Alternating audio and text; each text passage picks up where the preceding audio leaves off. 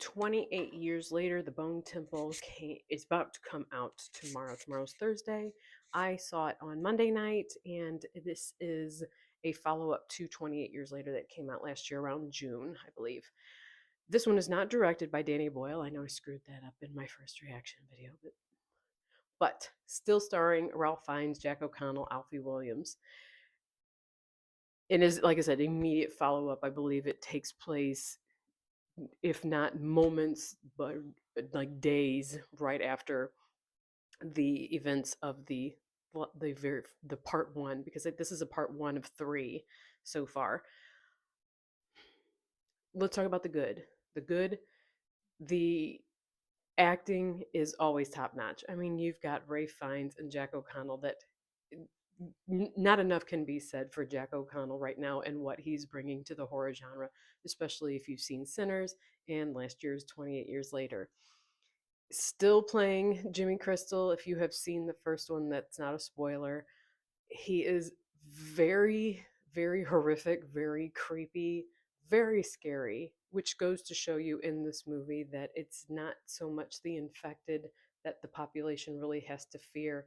It's kind of other humans. And they kind of made that clear in 28 Days Later as well, that humans, due to this infection that had spread and taken over, humans kind of were the horrific part and how they reacted to it. So it wasn't just the infected you felt fear from, but how, your everyday humans reacted to it as well.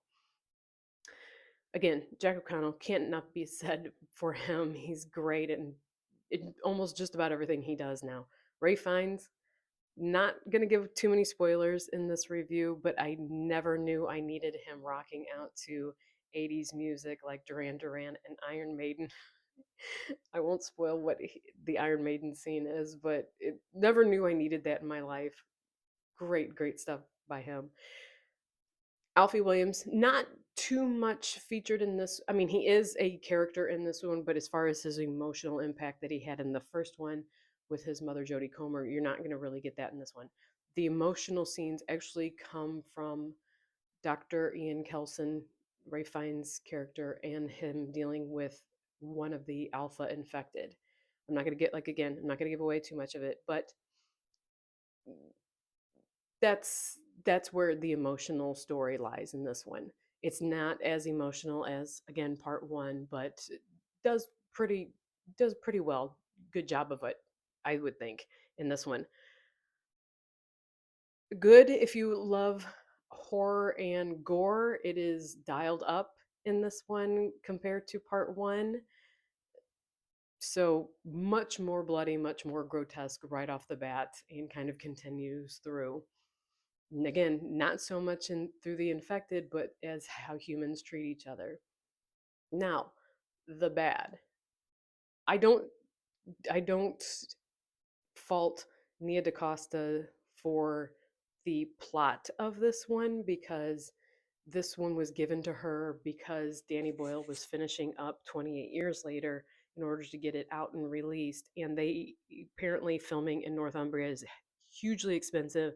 So they were just trying to do them back to back shooting so that way they could, they weren't spending gazillions amounts of money. So this one's still written by Alex Garland, produced by Danny Boyle, executive produced by somebody else, but I'm not going to spoil that.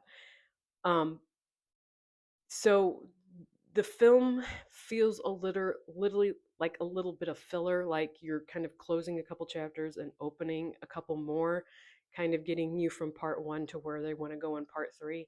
So people might feel like it's a little bit of, what are we doing here? But I still think they do a good job of, if you enjoyed the first one, there were plot lines and storylines that needed to finish and come to an end before they move over into whatever direction that part three is going to have. So I don't fault her for the storyline. I don't fault her for it feeling like filler, but it is what it is. So in my estimation, not as good as 28 Years Later, part one. Bone Temple is just a step down. I would give it a 3.5 or a 3.75 out of 5. Um, I gave 28 Years Later a 4.5 out of 5. So it is a step down, but understandably so. It's dealing it doesn't have the emotional impact that the first one really does.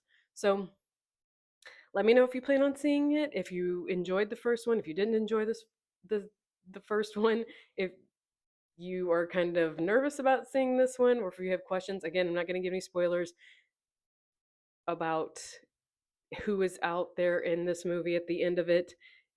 If you watched any of the premiere or saw any of the pictures from the premiere of 28 years later, The Bone Temple, you know already who's in it, so I'm not going to spoil it.